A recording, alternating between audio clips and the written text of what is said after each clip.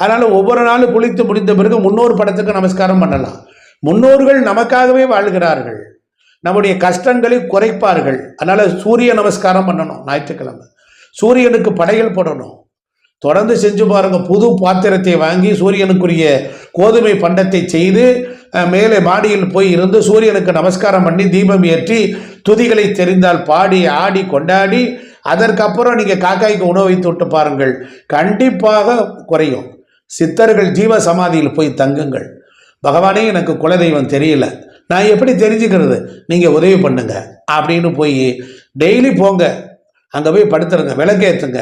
சித்தர்கள் உங்களுக்காக உங்கள் குலதெய்வத்தை வந்து காட்டுவார்கள், ஊட்டுவார்கள். எதுவுமே தெரியலையா, குலதெய்வமே தெரியலையா, சப்த கன்னிமார்கள் வழிபாட்டுக்கு போங்க. ஞாயிற்றுக்கிழமை 6 மணிக்கு மேலே போங்க, வழிபாடு செய்யுங்க. தெரிந்தவர்களை வைத்து பூஜை பண்ணுங்க, அபிஷேக ஆராதனை பண்ணுங்க, போற்றி துதியுங்கள். நம்முடைய குலதெய்வத்தினுடைய தோழி சப்த கன்னிமார்கள் தான். அந்த 7 பிரிவுகளில் நமக்கு ஒன்றாகத்தான் இருக்கும். அவர்கள் வந்து யார் சொந்த பந்த மூலியமாகவோ வந்து காட்டுவார்கள், செய்தியை காதில் போடுவார்கள். இப்படித்தான் நம்மளுடைய வாழ்க்கையில். இல்லையா, குலதெய்வமே தெரியல, உங்கள் வீட்டுக்கு பக்கத்தில் இருக்கக்கூடிய மாரியம்மன் காளியம்மனை இடைவிடாது பிடித்து கொள்ளுங்கள். வழிபடும் போது, அம்மா மாரியம்மா, என் குலதெய்வம் தெரியவில்லை, ஆனால் உனக்கு தெரியும், உனக்கு தெரியும், நான் உன்னை ஆராதிக்கிறேன், என் குலதெய்வத்திற்காக சில பொருள்களை தருகிறேன், அவளிடத்தில் நீ கொண்டு போய் சேர்த்து விடு.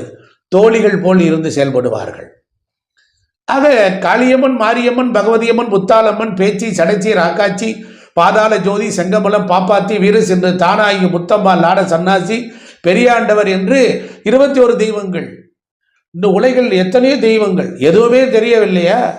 உங்கள் இடத்திற்கென்று ஒரு தெய்வம் இருக்கிறது. நீங்கள் நாயக்கர் வம்சத்தை சார்ந்தவர்களா, அதற்கென்று ஒரு தெய்வம். நாடார் இனத்தை சார்ந்தவர்களா, அதற்கென்று ஒரு தெய்வம். நீங்கள் சைவ பிள்ளைமார்களா, சொரிமுத்து ஐயனார் போன்ற தெய்வங்கள். இல்லை, நாங்கள் இடையிலே கொஞ்சம் கிறிஸ்துவ மதத்திற்கு போய்விட்டோம், இப்பொழுது வந்து இருக்கிறோம் தெரியவில்லை என்றால் வேறு ஒன்று கவலை இல்லை. கிருஷ்ண பரமாத்மாவை பிடித்து கொள்ளுங்கள். உங்கள் ஊருக்கு அருகில் ஓடிக்கொண்டிருக்கிற நீர் இருக்கு பாருங்க, அந்த நீருக்கு போய் வழிபாடு செய்யுங்கள்.